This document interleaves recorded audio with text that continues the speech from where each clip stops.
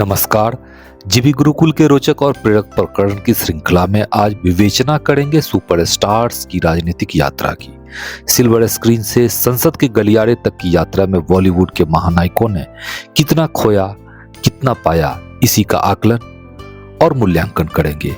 क्या राजनीतिक गलियारे में सब के सब सुपरस्टार्स फ्लॉप साबित हुए? इस अंक में बॉलीवुड के 5 सितारे की चर्चा करेंगे जिनकी चमक बॉलीवुड के आकाश में जितनी ज्यादा थी उतनी ही कम चमक इन सितारों की राजनीतिक गलियारे में रही।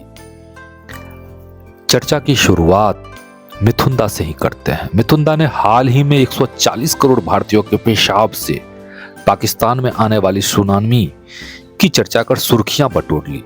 बॉलीवुड के बड़े स्टार्स अपने फेस वैल्यू की रक्षा के लिए बड़ी से बड़ी घटना पर अपने होठों पर फेविकॉल लगाकर चुप्पी की चादर ओढ़ लेते हैं। वही मिथुन दा मुखर हो उठते हैं। जहां तक राजनीतिक सफर की बात है तो मिथुन दा के फिल्मी सफर की तरह ही राजनीतिक सफर भी कांटों से भरा हुआ है। मिथुन दा की सबसे बड़ी खासियत ही है विरोधाभास। राजनीति में उन्होंने एक रंग अपनाने के बजाय 3 रंग को स्वीकारा। ये 3 रंग हैं वामपंथ के रंग, तृणमूल के रंग और भाजपा के रंग। राजनीति का यह तिरंगा ही है मिथुन दा की सबसे बड़ी खासियत। संघर्ष की जन्म घुट्टी पी पी कर सिनेमा में काम करने वाले मिथुन दा को राज्यसभा भेजने का निर्णय शमशान में ही तय हुआ था। प्रसिद्ध अभिनेत्री सुचित्रा सेन की अंतिम यात्रा में शामिल होने के लिए मिथुन दा शमशान पहुंचे हुए थे। यही उन्हें बंगाल के मुख्यमंत्री ममता बनर्जी से राज्यसभा सांसद बनने का प्रस्ताव मिला, जिसे मिथुन दा ने हाथों हाथ लिया और बन गए राज्यसभा सदस्य। पर शारदा चिट फंड में जब मिथुन चक्रवर्ती का नाम जोर शोर से उछलने लगा तो उन्होंने राज्यसभा की सदस्यता से त्याग पत्र दे दिया। इसके बाद संघ प्रमुख मोहन भागवत से नजदीकी कारण भाजपा का दामन थाम लिया और टीएमसी के प्रति आक्रामक हो गए। वर्तमान में भाजपा के लिए मिथुन दा बंगाल की पिच पर बैटिंग करते नजर आ रहे हैं। हालांकि मिथुन दा के राजनीतिक स्कोर का आकलन व मूल्यांकन होना अभी शेष है। अब आते हैं मेगा स्टार और बिग बी के राजनीतिक सफर पर। इंदिरा गांधी के लहर में अमिताभ बच्चन ने अपने बचपन के मित्र राजीव गांधी के कहने पर इलाहाबाद से लोकसभा चुनाव लड़ने का निर्णय लिया। प्रयाग में अमिताभ बच्चन के प्रति लोगों की दीवानगी चरमोत्कर्ष पर थी। अमिताभ बच्चन ने यह चुनाव 1,87,795 वोटों की विशाल अंतर से जीता। उन्होंने अपने प्रतिद्वंदी हेमवती नंदन बहुगुणा को करारी शिकस्त दी थी। हालांकि 84 के बाद इतने विशाल अंतर से कोई भी प्रत्याशी यहां से सांसद नहीं बन पाया। वहीं कांग्रेस इस सीट पर बिग बी के बाद कभी पुनर्वापसी नहीं कर पाई। हालांकि प्रयाग वह सीट है जिस पर लाल बहादुर शास्त्री, वीपी सिंह और मुरली मनोहर जैसे दिग्गज राजनेता प्रतिनिधित्व कर चुके हैं। खैर, अमिताभ बच्चन के जीतने के बाद मिथुन दा वाली स्थिति हो गई।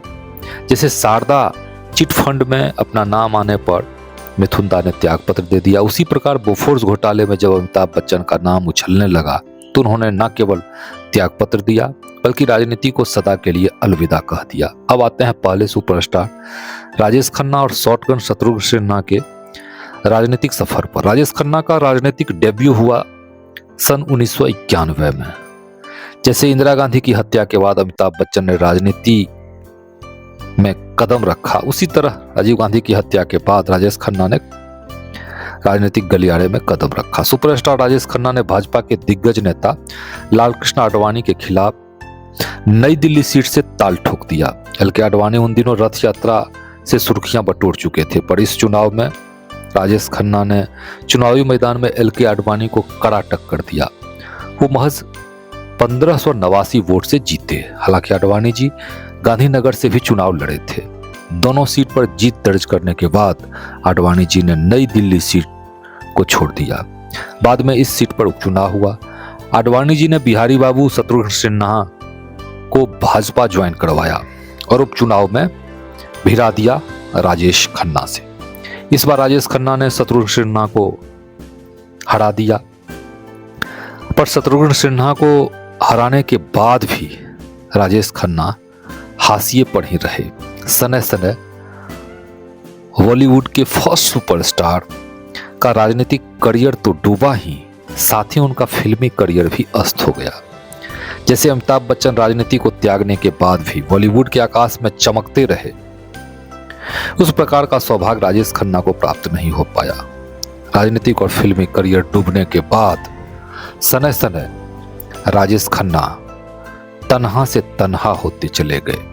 इधर हेमंत धर्मेंद्र ने भारतीय जनता पार्टी ज्वाइन करने के बाद बीकानेर से चुनाव लड़ा। इस चुनाव में अमिताभ बच्चन की तरह ही एक तरफा जीत उन्होंने हासिल की। धर्मेंद्र ने बीकानेर की जनता से वादा किया कि अगर भारत सरकार ने मेरी बात नहीं मानी तो मैं संसद भवन के छत से कूद जाऊंगा, ठीक शोले के पानी की टंकी वाले दृश्य की तरह। पर चुनाव के बाद भाजपा की सरकार नहीं बल्कि कांग्रेस की सरकार बन गई। राजेश खन्ना सत्तारूढ़ होने पर भी हाशिए पर जिस प्रकार धकेल दिए गए, उसी प्रकार विपक्ष में बैठे हेमंत को शीघ्र एहसास हो गया कि राजनीति उनके वश की बात नहीं। अंततः धर्मपाजी ने राजनीति से संन्यास ले लिया। खैर, एक सवाल स्वाभाविक रूप से प्रसंगवश फिर से उठ खड़ा होता है कि बॉलीवुड के इन 5 स्टार्स में राजनीतिक प्रक्षेत्र में सबसे चमकीला स्टार्स कौन है? तो इसका सीधा जवाब होगा कि राजेश खन्ना, अमिताभ बच्चन, मिथुन दा, धर्मपाजी और बिहारी बाबू में सर्वाधिक सफल बिहारी बाबू शत्रुघ्न सिन्हा ही रहे। राजेश खन्ना, अमिताभ बच्चन, मिथुन दा एक बार भले ही लोकसभा अथवा राज्यसभा के सदस्य बने, पर दोबारा इन्हें सांसद बनने का मौका न मिल पाया। वहीं दूसरी ओर बिहारी बाबू ने लोकसभा की हैट्रिक मार दी। वर्तमान में बंगाल के आसनसोल के सांसद शत्रुघ्न सिन्हा वाजपेयी जी के मंत्रिमंडल में कैबिनेट मंत्री भी रहे। 1991 से 2019 तक बिहारी बाबू भारतीय जनता पार्टी में लगभग 3 दशक तक रहे। फिर 3 साल कांग्रेस पर रहे। 2009-2014 में पटना साहिब से लोकसभा चुनाव जीते। 2003 से 2004 के दौरान वाजपेयी जी के मंत्रिमंडल में स्वास्थ्य मंत्री एवं परिवार कल्याण मंत्री भी रहे। 2004 में ये जहाज रानी मंत्री भी रहे। इस प्रकार राजेश खन्ना, अमिताभ बच्चन, मिथुन दा और धर्मपाजी के मुकाबले राजनीतिक पिच पर सबसे ज्यादा स्कोर शत्रुघ्न सिन्हा ही नहीं बनाया। अब इजाजत दीजिए। चैनल को अगर सब्सक्राइब अब तक नहीं किए हैं तो सर्वप्रथम सब्सक्राइब करना ना भूलें। इस अंक में फिलहाल इतना ही। बने रहे जीबी गुरुकुल के रोचक और प्रेरक प्रसंग के साथ। ओम शांति।